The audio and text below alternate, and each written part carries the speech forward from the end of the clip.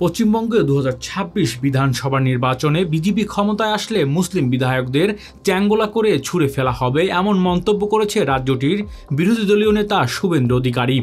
শুভেন্দুর বক্তব্য নিন্দা জানানোর পাশাপাশি পাল্টা জবাবও দিয়েছেন রাজ্যের মুখ্যমন্ত্রী মমতা বন্দ্যোপাধ্যায়।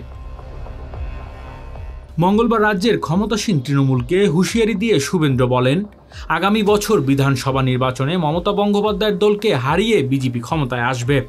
এরপর ওদের যে কয়টা মুসলিম বিধায়ক জিতে আসবে তাদের চ্যাঙ্গোলা করে তাদের রাস্তায় ফেলব। বক্তব্যে সাম্প্রদায়িক সম্প্রীতির বিপরীতে কথা বলার পাশাপাশি ক্ষমতাসীন দলকেও নিশানা করেন শুভেন্দু। রাজ্যের বর্তমান সরকারকে মুসলিম লীগ ২ সরকার বলেও আখ্যায়িত করেন তিনি।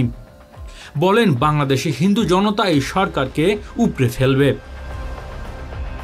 এর পাল্টা জবাবও দিয়েছেন মমতা বন্দ্যোপাধ্যায়। পরদিন বিধানসভা অধিবেশনে বিষয়টি নিয়ে খোলামেলা বক্তব্য রাখতে দেখা যায় তৃণমূল সভাপতিকে। বলেন, গণতন্ত্র চিরস্থায়ী, কিন্তু চেয়ার চিরস্থায়ী নয়। চেয়ারকে সম্মান করুন। মুসলিম বিধায়কদের বহিষ্কার করার কথা আপনি কিভাবে ভাবতে পারেন?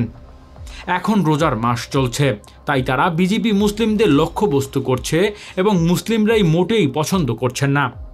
আসলে তারা বিজেপি দেশের অর্থনৈতিক ও বাণিজ্যের পতন থেকে সকলের মনোযোগ অন্যদিকে ঘোরানোর জন্যই সাম্প্রদায়িক বক্তব্য রাখছেন। Desk report, metro TV.